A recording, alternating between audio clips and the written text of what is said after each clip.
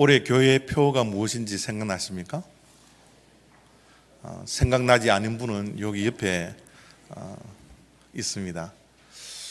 사도행전적 교회를 회복하자. 사도행전적 교회를 회복하자 라는 표어를 가지고서 우리가 지금까지 보내고 있습니다. 오늘이 1년 가운데 딱 26번째 주일이에요.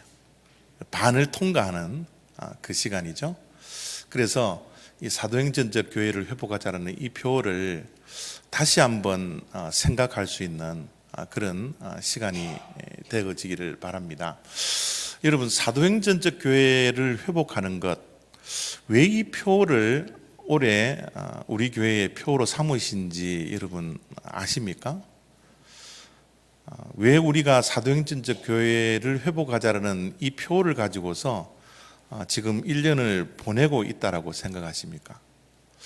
여러분의 신앙생활, 여러분의 삶 가운데 사도행전적 교회를 회복하는 것이 무슨 의미가 있습니까? 저는 작년에 기도하면서 이 변질이라는 이 단어가 계속 제 마음을 두드렸습니다. 변질된 교회, 변질된 신앙, 변질된 복음, 변질된 기독교. 이 변질이라는 이 단어가 작년 한 해 동안 제 마음속에 계속 부담과 고민과 기도 제목으로 가슴에 늘 품고 있었습니다. 변질이라는 것은 굉장히 위험합니다. 음식이 변질되어 썩으면 우리가 큰일 나죠. 약도 변질된 약을 먹으면 우리는 위험하게 됩니다. 아무리 좋은 것이라 할지라도 변질되면 위험한 거예요. 우리 한국 교회가 왜 지금 세상 사람들로부터 욕을 듣고 있습니까? 왜 기독교가 욕을 들어야만 합니까? 변질되었기 때문에 그래요. 교회가 변질되어 있고 우리의 신앙이 변질되어 있기 때문에 진짜 복음은 바라보지 못하고 변질된 모습을 바라보니 이 세상 사람들에게도 손가락질 받는 그런 교회와 기독교인이 되었다라는 겁니다. 이제 우리는 본질로 돌아가야 합니다. 본질을 회복해야 합니다. 본질을 잃으면 변질되기 때문에 그렇습니다. 우리의 신앙의 본질이 무엇인지, 우리 교회의 본질이 무엇인지, 주님께서 왜 이 땅에 주님의 교회를 세우려고 하셨는지 우리는 그 본질로 돌아가야 합니다. 그 교회의 본질로 돌아가기 위해서 주님께서 세우신 교회의 원형이 무엇일까? 여기에 대한 관심을 우리가 가지기 위해서 우리는 사도행전을 보고 있습니다. 그 사도행전을 보면서 주님이 원하셨던 그 교회의 원형, 거기로 돌아갈 수만 있다면 돌아갈 수 있는 그런 교회가 되자고 올해 사도행전적 교회를 회복하자라는 표를 가지고서 우리들이 하루하루를 보내고 있습니다. 여러분, 우리가 매일매일 말씀을 보는 이유가 뭘까요? 말씀을 보고 읽고 묵상하고 말씀을 실천하는 것이 왜 그래 중요할까요? 우리가 매일매일 말씀을 보지는 못하지만 또 주일날 예배를 드릴 때 말씀을 듣는 그 이유가 무엇일까요? 말씀 안에 있는 신앙의 원형을 보기 위함입니다. 변질된 신앙 말고 진짜 신앙, 진짜 신앙을 가지고서 세상을 거뜬하게 이겨나갔던 그 신앙의 선조들의 모습이 말씀 속에 담겨져 있기 때문에 우리는 신앙의 원형으로 돌아가기 위해서 말씀을 매일매일 보고 있습니다. 매일매일 듣고 있습니다. 그래서 사도 바울도 로마서 12장 2절 말씀에 이렇게 말씀을 하고 있습니다. 너희는 이 세대를 본받지 말라. 이 세대는 어떤 세대입니까? 변질된 세상이에요. 하나님께서 세상을 만드셨을 때는 보시기에 너무너무 좋았던 세상이었습니다. 그러나 이 세상에 죄악이 들어오고 우리의 인간된 모습이 변질된 그런 모습이기 때문에 사도 바울은 이 세대를 본받지 말라라고 분명히 우리들에게 말씀을 해주고 있습니다. 그리고 이 세대를 본받지 말고 또한 우리가 해야 될 것이 있습니다. 그것이 뭐냐면 하나님의 선하시고 기뻐하시고 온전한 뜻이 무엇인지 분별하라. 그렇게 말씀을 하고 있습니다. 우리가 하나님의 뜻이 무엇인지, 하나님이 기뻐하시는 뜻이 무엇인지, 하나님의 온전한 뜻이 무엇인지를 우리가 어떻게 알 수 있습니까? 어떻게 분별할 수 있습니까? 하나님의 말씀에 기록되어져 있기 때문에 하나님의 말씀을 통하여서 하나님이 무엇을 원하는지, 하나님의 기뻐하시는 뜻이 무엇인지, 하나님의 흠집 있는 뜻이 아니라 온전한 뜻이 무엇인지를 우리가 분별하기 위해서 하나님의 말씀을 매일매일 보고 있는 겁니다. 우리의 신앙은 끊임없이 하나님의 말씀으로 돌아가야 합니다. 원형의 모습으로 돌아가야 합니다. 본질을 회복해야 합니다. 원형을 우리가 회복해야 합니다. 그러기 위해서 우리는 사도행전적 교회를 회복하는 이 표를 가지고서 매주일마다 교회의 원형이 어떤지, 초대교회의 신앙인들이 어떤 삶을 살았는지 그 원형으로 돌아가기 위해서 우리가 매주 하나님의 말씀을 보고 있는 겁니다. 초심을 잃지 않는 것이 중요합니다. 첫사랑을 회복하는 것이 중요합니다. 교회가 더 이상 변질되면 한국교회도 위험하고 저와 여러분들도 위험하고 우리를 바라보고 있는 이 세상도 위험할 수밖에 없다는 것, 우리가 기억하고 사도행전적 교회를 회복하는 데 최선을 다해야 합니다. 스데반이 순교를 했습니다. 그 순교를 한 다음에 복음의 확장이 일어났죠. 사도행전 1장 8절 말씀에 주님께서 우리들에게 주신 말씀이 교회의 큰 박해를 통하여서 복음의 확장이 이루어져 갔습니다.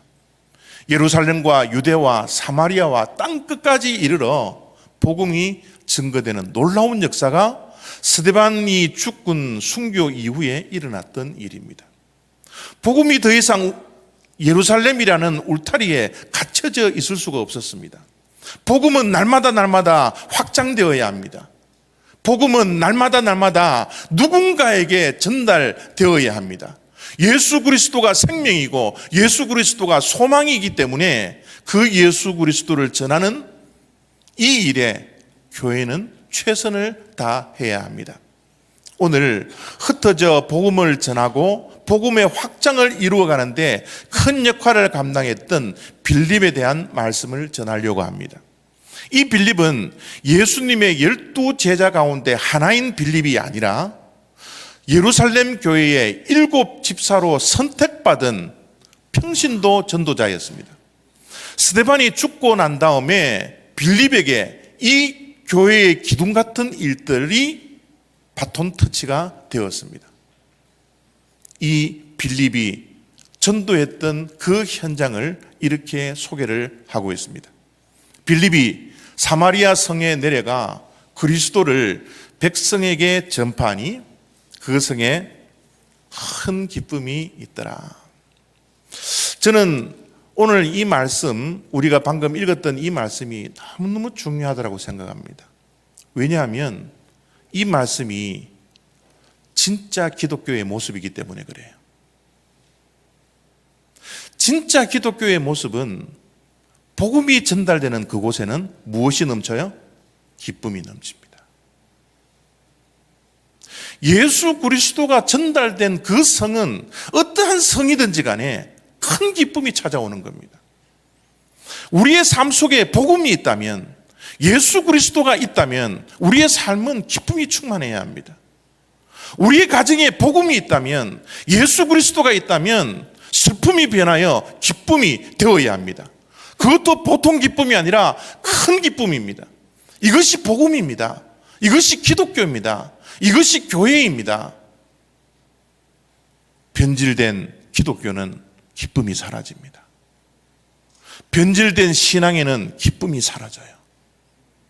정말 우리가 회복되어야 하는 것은 바로 빌립이 사마리아 성에 복음을 전했더니 그 성에 큰 기쁨이 있었다라는 이 말씀이 우리의 삶 속에서도 회복되어야 하리라 저는 분명히 믿습니다. 여러분, 빌립은 유대인이었습니다. 유대인은 사마리아인들과 만나지 않았습니다. 꺼려했습니다. 그럼에도 불구하고 빌립은 사마리아로 갔어요. 가기 싫었던 곳인데, 만나기 싫었던 사람인데 그곳에 빌립이 가서 복음을 전합니다. 그들이 예수 그리스도를 알고 참 생명을 얻어야 하기 때문에, 영원한 생명을 얻어야 하기 때문에 그들이 만나기를 꺼려했던 사마리아의 성에 가서 복음을 증거했습니다. 우리 또한 만나기 싫어하는 사람들이 있습니다.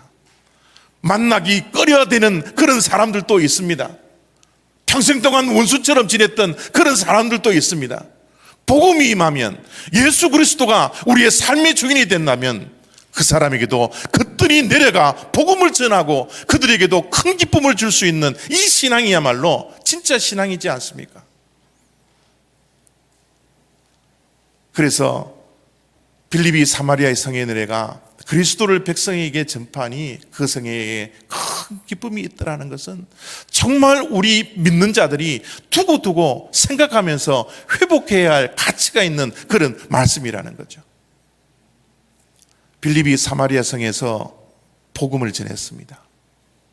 복음을 전했을 뿐만 아니라 복음의 능력이 나타났습니다. 복음의 능력이 나타났을 뿐만 아니라 표적과 기적들이 일어났어요. 표적과 기적이 일어났을 뿐만 아니라 수많은 복음의 열매가 사마리아 성에 맺어졌습니다. 얼마나 그곳에 복음의 열매가 맺어졌나 그러면 이 소식이 예루살렘에 있는 곳까지 소식이 전해져서 예루살렘 교회에 두 사도 베드로와 요한을 사마리아 성에 파송할 정도로 복음의 큰 열매들이 사마리아 성에 맺어졌습니다. 그런데 여러분, 말씀은 이 귀한 말씀으로 그치지 않습니다. 사마리아 성에 복음의 많은 열매들을 맺고 있었습니다 라고 그치지 아니하고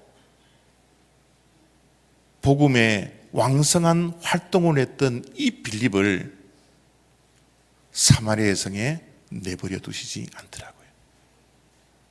오늘 말씀은 빌립을 사마리아 성에 머물지 않게 하셨던 주님의 모습, 주님의 뜻을 우리가 말씀을 통해서 확인을 하게 됩니다. 26절입니다. 주의 사자가 빌립에게 말하여 이르되 일어나서 남쪽으로 향하여 예루살렘에서 가사로 내려가는 날까지 가라 하니 그 길은 광야라. 우리의 일반적인 상식은 말이죠, 복음의 최전성기를 맞이했던 이 빌립이 사마리아 성에 조금 더 머물러서 더 많은 사람들을 주님께로 인도하는 것이 우리의 일반적인 상식의 모습이지 않습니까? 그러나 하나님은 그 상식을 넘어섭니다. 우리의 생각을 넘어서서 빌립이 사마리아 성을 떠나게 하기를 원하는 거예요. 사마리아 성에 떠나고 어디로 가나 그러면 예루살렘에서 가사로 내려가는 길까지 가라는 거예요. 그곳은 광야라는 겁니다. 사람들을 많이 만나지 않는 곳입니다. 척박한 땅입니다. 사람들에게 전도할 기회가 없는 땅입니다. 그럼에도 불구하고 하나님께서 빌립을 일어나 광야로 가라는 거예요. 왜 그랬을까요? 주님의 속뜻이 무엇입니까? 이 이야기를 빌립이 듣고 하나님께서 왜 최전성기를 맞이하고 있는 나를 광야로 보내실까? 내가 무슨 잘못이 있고 무슨 허물이 있어서 나를 광야로 보내실까? 지금 왕성하게 복음을 증거하며 표적이 일어나고 기적이 일어나고 복음의 능력이 늘어나는 곳에 저를 내버려 두시지, 일을 더 많이 하게 하시지, 왜 사람들이 없는 그 광야길로 가게 하십니까? 왜요? 하나님. 놀랍게도 빌립은 이 질문을 하지 않습니다. 하나님의 사자가 빌립에게 나타나서서 일어나 가라고 이 말씀을 빌립은 있는 그대로 순종합니다. 하나의 토담도 없이, 하나의 불평함 없이 빌립은 순종을 합니다. 27절 28절입니다. 일어나 가서 보니, 하나님의 사자가 일어나라 그러니 빌립이 일어났습니다. 가라고 하니 갔습니다. 빌립은 완전한 순종하는 자예요. 하나님, 내가 왜 가야 되죠? 주님, 내가 왜 모르는 땅에 가야 되죠? 하나님, 내가 지금 이 정도 사역을 하는데 더 큰 사역을 나에게 맡겨놓으셔야 되지 않습니까? 라고 묻지 않습니다. 더 척박한 땅, 더 외로운 땅, 더 열매가 없을 만한 그 땅, 광야로 올라가라 했을 때 빌립은 아무 말도 하지 않고 따지지도 않고 항의하지도 않고 하나님의 말씀에 순종하고 있습니다. 29절 30절 말씀에도 이 빌립이 순종하는 모습이 또 이렇게 기록되어져 있습니다.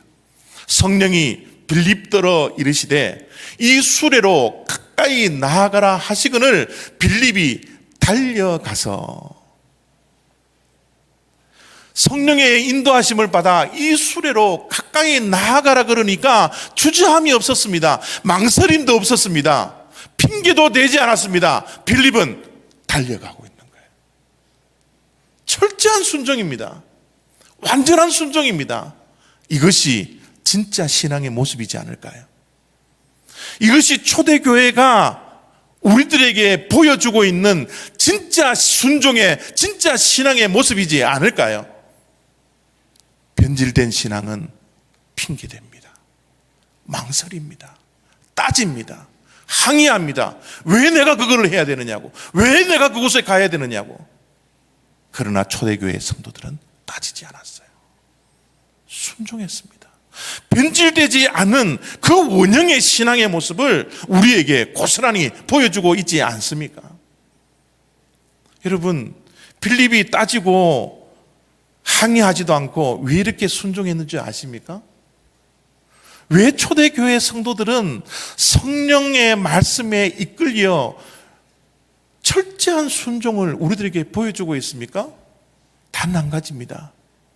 우리의 삶에 무엇이 더 소중한가를 알고 있었기 때문에 그렇습니다. 우리 믿는 자들의 삶 가운데 먼저 구해야 할 우선권이 무엇인지를 분명히 초대교회는 알고 있었습니다. 변질되지 않는 신앙인의 모습들은 무엇이 우리의 삶에 우선권이 있는지를 분명히 알고 그 뜻에 따라 행동하는 사람들이었다라는 겁니다. 여러분, 우리에게는 무엇이 더 소중할까요? 나일까요? 이 세상일까요? 권력일까요? 명예일까요? 물질일까요? 우리에게 소중한 것이 무엇입니까? 진짜 신앙은 무엇입니까? 나를 사랑하는 것보다, 하나님을 더 사랑하는 거예요. 이것이 신앙의 여정이 되어야 합니다. 우리의 신앙의 발걸음은 예수 그리스도를 알면 알수록, 예수 그리스도를 믿으면 믿을수록 이제는 나를 사랑하는 것보다 나를 구원해 주신 그 예수 그리스도를 더 사랑할 줄 아는 신앙의 여정, 그것이 성화의 삶이지 않을까요? 지금 빌립의 모습은 바로 그런 참된 신앙의 여정을 우리들에게 보여주고 있다는 겁니다. 그전에는 내가 더 소중했습니다. 내 명예가 더 소중했습니다. 내 인기가 더 소중했습니다. 내가 가지고 있는 것이 더 소중했습니다. 그러나 예수를 믿으면 믿을수록, 예수님을 알면 알수록 나보다 예수님을 더 사랑하게 되는 것, 그것이 진짜 우리 믿음의 여정이지 않을까요? 예수님이 우리보다 더 소중하고 나를 사랑하는 것보다 더 사랑하는 대상이었기 때문에 빌립은 하나님의 말씀에 순종해서 무엇을 전합니까? 예수를 전하고 있는 거예요. 왜 내가 광야길을 가야 하는 것인지, 누구를 만나서 전도를 해야 되는지, 누구를 만나서 예수 그리스도를 전해야 하는지 아무것도 모르고 순종했더니 하나님은 이디오피아 내시를 만나게 합니다. 내시를 만나게 해서 예수님을 전하게 했어요. 여러분, 놀라운 사실은요, 이 에디오피아 내시가 예수님을 빌립에게 전해받고 본국에 돌아가서 복음을 많이 전했습니다. 놀라운 사실은 이 에디오피아가 복음을 전해받은 지 400년 만에 기독교 국가가 됩니다. 기독교 국가가 되어버립니다. 400년 만에요. 놀라운 복음의 능력이 바로 에디오피아 내시에게 복음이 전달되었기 때문에 이런 능력이 드러나는 겁니다. 여러분, 에디오피아 내시도 보통 신앙을 가진 사람이 아닙니다. 얼마나 우리들에게 진짜 신앙이 무엇인지를 말씀 속에서 가르쳐 주실 만큼 진짜 신앙을 가졌던 자입니다. 27절 28절입니다. 일어나 가서 보니 에디오피아 사람 곧 에디오피아 여왕 간다게의 모든 국고를 맡은 관리인 내시가 예배하러 예루살렘에 왔다가 돌아가는데 순례를 타고 선지자 이사야의 글을 읽더라. 앞에 제가 지도를 하나 가지고 왔는데요, 여러분, 예루살렘과 이디오피아가 떨어져 있는 이 거리가 1500km입니다. 1500km면 마일수로는 1000마일 정도 된다고 보면 됩니다. 여러분, 에디오피아 내시가 예루살렘 성전에서 예배를 드리기 위해서 1500km나 떨어져 있는 예루살렘 성을 향해서 가고 있는 모습을 보십시오. 한번 상상해 보세요. 예배를 예루살렘에 갔다가 1500km를 다시 돌아오는 그 수고와 그 헌신을 하고 있는 내시의 모습을 한번 생각해 보시기 바랍니다. 보통 사람이 아닙니다. 그런데 놀랍게도 이 에디오피아 내시는 예루살렘 성에 왜 갔다가 돌아오고 있습니까? 예배하러. 예배하러요. 단 한 번의 예배를 드리기 위해서, 단 한 번의 예배를 통하여서 하나님의 임재를 경험하고 그 성전에 임재하신 그 하나님을 만나기 위해서 1500km나 떨어져 있는 이디오피아에서 예루살렘을 향해서 가고 있다는 거예요. 여러분, 하나님이 찾고 있는 진짜 예배자, 그 예배자가 저 에디오피아 내시의 모습이지 않습니까? 진짜 하나님을 만나고 그 예배를 소중하게 여기고 어떠한 어려움이 있더라도 1500km나 떨어져 있는 그곳이라 할지라도 그곳에서 하나님을 만날 수만 있다면, 하나님께 예배만 드릴 수 있다면 얼마든지 내가 갈 수 있다라는 이 믿음을 가진 자들, 이것이 예루살렘의 사도행전에 나와 있는 여러분 진짜 믿는 자들의 모습이지 않을까요? 바로 오늘도 하나님께서는 이런 예배자를 찾고 있습니다. 1500km나 떨어진 그곳, 나는 가기 싫어요. 이곳에서 집에서도 예배드려도 하나님께 예배드릴 수 있는데 왜 내가 굳이 가야 합니까? 라고 불평불만하지 않습니다. 이 내시는 단 한 번의 예배를 드리기 위해서 이 수고를 감수하고 있는 거예요. 여러분, 이 에디오피아 내시를 또 이렇게 말씀은 소개를 하고 있습니다. 에디오피아 여왕 간다게의 모든 국고를 맡은 관리인 내시.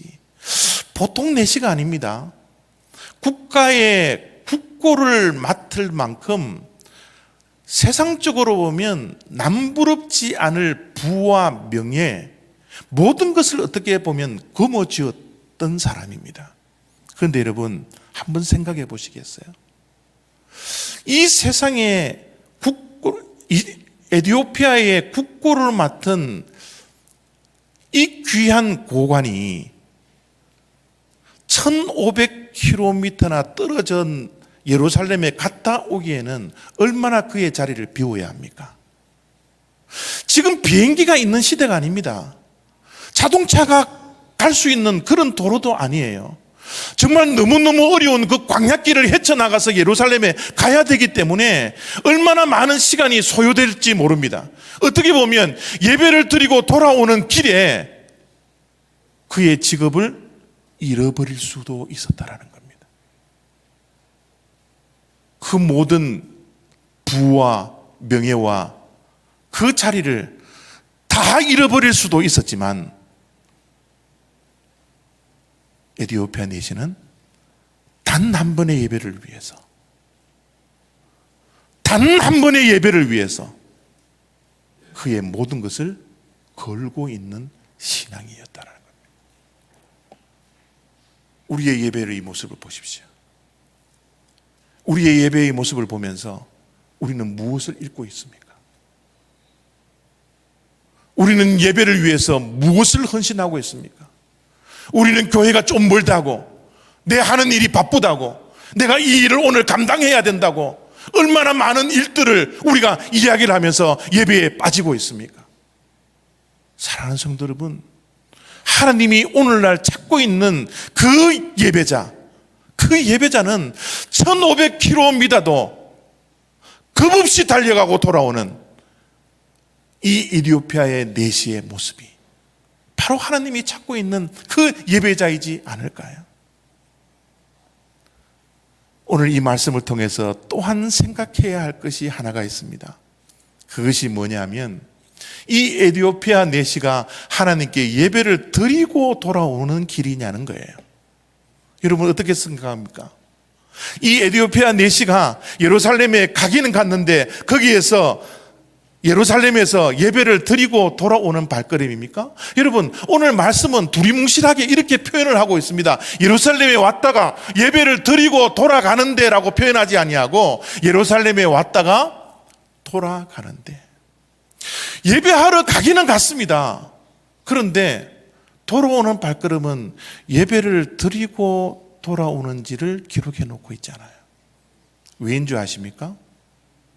신명기 23장 1절에 이렇게 기록되어져 있습니다. 고환이 상한 자나 음경이 잘린 자는 여호와의 총회에 들어오지 못하리라.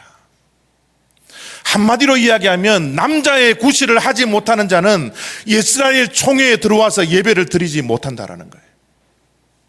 내시는 무엇입니까? 남자의 구실을 하지 못하는 자입니다. 그러나 그는 예배하러 간 거예요.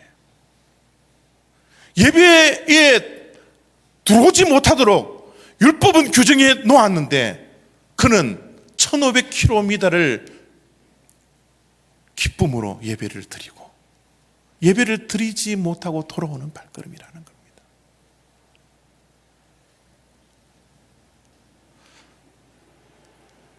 여러분, 돌아오는 에티오피아 내시의 마음이 어땠을까요?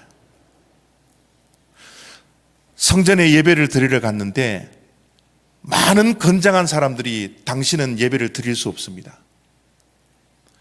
당신은 우리의 법에 따르면 당신은 결코 이곳에 들어와서는 안 됩니다. 쫓겨났다면 돌아오는 그 발걸음 안에는 그의 마음속에 얼마나 쓰라린 거절감이 마음에 자리 잡고 있겠어요. 안 그래도 내시라는 이 신분으로 인하여 남자의 구실을 하지 못한다라는 이 삶을 통하여서 마음의 상처가 있고 아픔이 있는데, 하나님을 사랑해서 예배를 드려 갔음에도 불구하고 예배를 드리지 못하고 거절당하고 돌아오는 그 발걸음, 얼마나 발걸음이 무거웠겠습니까? 여러분이 주일날 교회에 왔는데 우리 올리브교회 집사님들이 여러분들의 발걸음을 막고 돌아가라고 이야기하면 우리의 마음이 어떻겠어요? 돌아가는 발걸음이 무겁지 않겠습니까? 다시는 예배를 드리고 싶지 않은 그런 마음이 생기지 않겠습니까? 그런데 여러분, 이 에티오피아 내시가 돌아가는 발걸음 속에 무엇을 하고 있는지를 한번 보십시오. 그가 무엇을 하고 있습니까? 돌아가면서 무엇을 하고 있어요? 이사야의 글을 읽고 있더라는 겁니다. 수많은 상처와 수많은 열등감과 수많은 거절감 속에서 하루하루를 살아가고 있는 그 인생이지만, 예배를 드리러 갔다가 그 먼 길을 마다하고 돌아갔다가 돌아오는 그 상처 입은 발걸음이지만, 그 에티오피아 내시는 하나님의 말씀을 읽고 있었다라는 거예요. 여러분, 왜 그렇게 하나님의 말씀을 읽습니까? 그토록 하나님을 사랑했기 때문에 그래요. 하나님의 뜻이 무엇인지를 분별하고 싶다. 정말 이사야의 글을 읽으면서 내가 예배를 드리지도 못할 만큼 거절받는, 남자의 구실을 하지 못한 상처받은 사람이지만 그 나를 위해서 이사야에 써 있는 그 예수 그리스도가 나를 위해서 죽으셨을까? 나 또한 사람들은 나를 다 버리지만 저 예수가, 이사야의 글에 담겨 있는 저 예수가 나를 위하여서도 죽으셨을까? 너무너무 궁금한 거예요. 예배를 드리지 못했지만 돌아오는 발걸음 속에서 예수님, 이사야서에 기록되어져 있는 그 메시아의 말씀을 읽고 집중하고 있었던 겁니다. 그 이사야의 글 빌립이 설명을 해주자 그 깨달음을 통하여서 하나님을 더욱더 사랑하는, 그의 모든 거절감과 상처와 분노와 아픔과 그 무거운 발걸음들을 다 내려놓고 주님을 사랑하는 그 마음이 이 에티오피아 내시에게 우리가 상상할 수 없을 만큼 벅찬 가슴이 그에게 있지 않았을까요? 하나님의 말씀을 사랑하는 자는 하나님을 사랑하는 자입니다.